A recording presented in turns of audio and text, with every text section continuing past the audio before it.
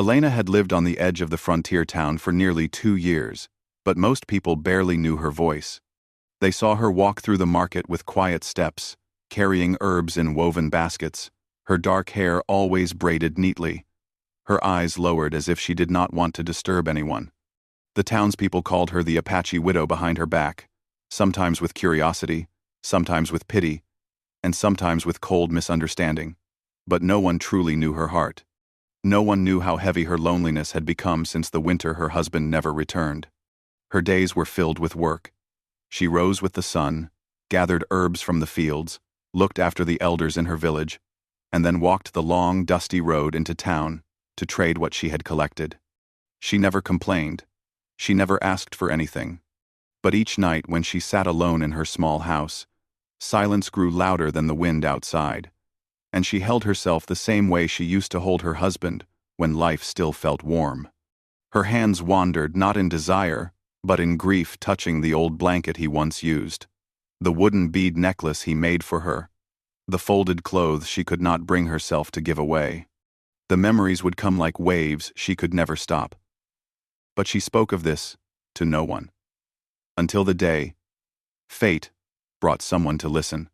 Jacob had seen her many times in town, but never close enough to greet her properly. He was a calm-looking cowboy, tall, respectful, and always gentle with his words. Unlike the others, he did not stare at Elena with judgment.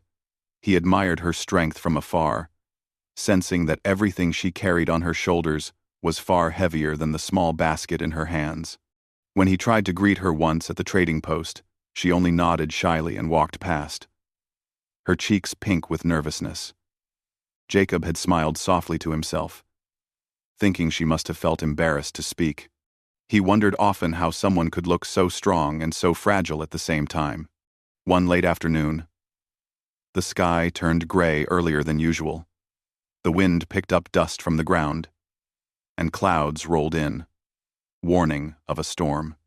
Elena was riding home from the market when her horse slipped on a wet patch of earth. She held on, but the sudden fall twisted her ankle. Pain shot through her leg, and she gasped. The storm was getting close, and the wind made the trees groan as if the whole world was tilting. She tried to stand, but her injured foot refused to hold her weight. Jacob was returning from checking cattle near the same trail when he heard a faint sound that didn't belong to the storm.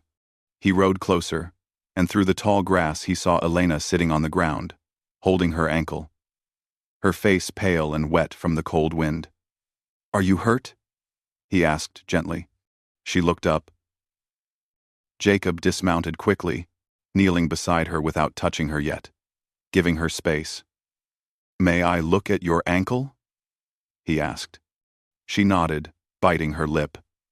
His touch was careful, respectful, warm, through the cold air. The moment his fingers brushed her skin, she felt her breath tremble not from romance, but from the shock of being helped. She wasn't used to it. She wasn't used to anyone being near her. "It's not broken," Jacob said softly, "but you shouldn't walk on it. Let me help you." Before she could protest, the first drops of rain began to fall. Jacob looked toward an old abandoned cabin not far away. "We need shelter," he said. "The storm's coming fast." He lifted her gently into his arms. She wasn't used to being held anymore, and her hands instinctively clutched the collar of his coat. She felt his steady heartbeat against her palm, a sound so warm and alive it made her eyes sting. Jacob carried her to the cabin, pushing the door open with his shoulder, shielding her from the rain. Inside, dust covered everything, but it was dry and safe. Jacob set her carefully on a wooden bench and started a small fire in the fireplace. It crackled gently, pushing away the cold shadows. Elena watched him quietly, feeling a strange mix of comfort and fear of letting herself feel anything again. Jacob checked her ankle again, wrapping it in a piece of clean cloth he kept in his saddlebag. "You'll be all right," he said. "You just need rest." She nodded, looking down at her hands folded on her lap. The silence stretched between them, but it wasn't heavy. It was soft. like a blanket that wrapped around both their hearts. "You're always alone when you come to town," Jacob said calmly. "I've wondered if you have anyone to help you out here." Elena hesitated, her throat tightening. I manage. "I can see that," he smiled. "But managing doesn't mean you can't have someone beside you." His kindness was too much, too gentle, too understanding. Her eyes filled before she could stop them. She turned her face away, but her voice betrayed her. "When I'm alone, my hands wander." Jacob's brows rose slightly, not with misunderstanding, but with concern. Elena's voice trembled as she continued softly. "They wander because they search for things I lost. My husband's belongings. The memories I keep touching again and again. I try to stop. But Her voice broke. "I don't know how to move on." Jacob exhaled a slow breath, his heart aching for her. Grief doesn't follow rules. It takes time. Sometimes years. And sometimes it softens only when someone helps carry it. Elena's shoulders shook as she covered her face with both hands. She had stayed strong for so long. She had swallowed her pain, buried her loneliness deep inside where no one could see. But here, in this small cabin with the storm outside roaring like the past she couldn't escape, she finally cracked open. Jacob moved closer slowly, giving her the chance to stop him if she wished. When she didn't pull away, he placed a gentle hand on her shoulder. The simple warmth of another human touch broke her defenses completely. She leaned toward him, and Jacob wrapped his arms around her, with the quiet strength of someone who understood more than he spoke. Her head rested against his chest, and she cried softly, not loud, not desperate, but like a tired heart finally letting go. He didn't say anything. He didn't try to fix her. He just held her, steady and warm, letting her know she wasn't alone. The storm outside raged for a long time, but inside the cabin everything felt still. Her breathing slowly calmed, and she felt a peace she had not known since she became a widow. She felt safe in a way that didn't erase her past but allowed her to breathe again. Jacob loosened his embrace only when she straightened slightly, wiping her tears. "I'm sorry," she whispered. "Don't be," he replied gently. "You needed someone. Anyone with a heart would be honored to be that person." She looked up at him, her eyes still wet but shining with a faint light that had been missing for so long. "Thank you," she murmured. He nodded. "I'll stay until the storm passes. You're not alone tonight." The fire cracked softly. The wind began to settle. And for the first time in 2 long winters, Elena felt her heart ease, not healed, but finally beginning to rest in warmth again. The next morning came with soft sunlight, slipping through the cracks of the old cabin walls. The storm had passed, leaving the land washed clean and shining with quiet beauty. Elena woke slowly, surprised by how peacefully she had slept. Her ankle still throbbed, but the pain no longer frightened her. What surprised her more was seeing Jacob sitting near the door, sipping from a tin cup, keeping watch as if protecting her was the most natural thing in the world. When she moved, he turned toward her with a gentle smile. "Morning," he said. "How's your ankle?" She nodded shyly. "It hurts, but it's better than yesterday." He helped her sit up and wrapped the cloth more securely around her ankle. His touch remained light and respectful, as if he understood exactly how to make someone feel safe without taking any space they didn't offer. Elena watched his steady hands and felt something warm rise inside her. Something she had not felt in years. Something she didn't yet have the courage to name. After preparing the cabin for their departure, Jacob carefully helped her outside. The air was cool and fresh, and the ground sparkled with leftover rain. He lifted her onto his horse with great care, making sure she felt comfortable before climbing up behind her. She hesitated, unsure how close she should sit, but the ride required balance. Gently, he placed one hand behind her back, not holding her tightly, just steadying her so she would not slip. The journey to her village was slow, but quiet and calm. Birds returned to the trees, and the sound of hooves on damp earth felt almost soothing. Elena leaned slightly into him when her ankle pulsed with pain, and Jacob didn't react in a way that made her feel awkward. He simply allowed her to rest against him, giving her a silent promise that she didn't have to carry everything alone anymore. When they reached her home, 2 village elders stepped out to greet them. Their old eyes observed everything: the horse, the bandaged ankle, the man beside her. Elena feared they would misunderstand, but instead they nodded with soft approval. One of the elders placed a wrinkled hand on her arm. "You have been strong a long time, child," he said. "Sometimes, even the strong need someone to lean on. There is no shame in that." Elena lowered her eyes, overwhelmed. The elders helped her inside, while Jacob carried her basket and set it by the doorway. He didn't linger or expect anything. He simply asked, "Will you be all right? Do you need anything before I go?" There was a moment, small but important, when she felt an ache in her chest at the thought of him leaving. But she only said, "I will manage. Thank you." He nodded and left quietly, giving her space. In the days that followed, Elena's ankle improved slowly, but her thoughts often returned to Jacob. She remembered the sound of his heartbeat, the warmth of his coat, the way he stayed with her through the storm without asking for anything in return. She tried to push these thoughts away, telling herself they were only gratitude, not something deeper.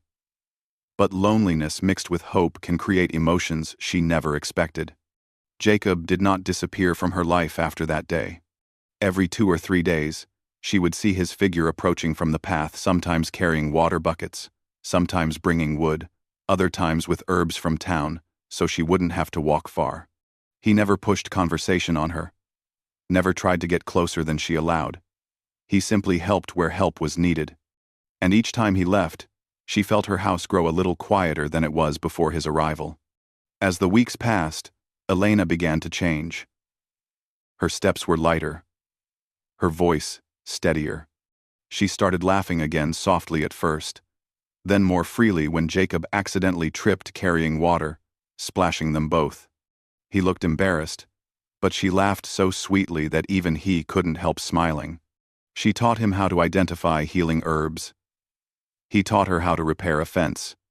He brought her new cloth when hers tore. She cooked him meals when he helped with heavy chores. These small moments built a bridge between them without either of them planning it. Still, the memories of her late husband lingered. She feared she was betraying him by feeling comfort in another man's presence. Some nights, she sat outside, looking at the stars, whispering apologies into the wind. But slowly, she began to understand something. Loving again didn't erase the love she had lost. The heart was big enough to hold both grief and healing. One warm afternoon, she walked to the creek with a cane in hand, wanting to test her ankle and regain her strength. The quiet water reflected the sky, and she sat on a smooth rock, remembering the time she spent here with her husband. Instead of crying, she felt a gentle peace settle over her. She whispered a small prayer of thanks for the life they shared, and another for the new life she felt slowly unfolding. When she returned home, she found Jacob repairing the fence behind her house. The sight stopped her. His hands were dusty, his shirt damp with sweat, and he was focused on his work with simple dedication. Something in her chest tightened. This man, without saying it, had been taking care of her in the quietest ways, expecting nothing. She approached him slowly. "You don't have to fix everything around here," she said, softly. He looked up with a smile that warmed her heart. "I know," he replied. "But I want to help." She stepped closer, standing beside him. Her hand, almost on its own, reached out and rested gently on his. The touch was simple, but it held the weight of everything she had been feeling. "Thank you," she whispered, "for helping me walk again. Not just with my ankle, but with everything inside me." Jacob swallowed softly, his voice low and sincere. "Elena, you don't owe me anything. I help because it feels right. Because you deserve someone who cares." Her breath trembled. "When I told you, my hands wander. I didn't mean anything wrong." She paused, gathering her courage. "My hands wander because they search for the comfort I lost. They remember the love I had. And that night, when you held me, you didn't replace my past. But you helped my heart feel warm again." Jacob stepped closer, cautiously, giving her a chance to step away. She didn't. "Elena," he said softly, "I would never try to take the place of someone you loved. But if life gives us a chance to build something new, I'd be grateful to be part of it." Her eyes shimmered, not with sorrow, but with something gentle and new. She moved closer, resting her forehead against his chest.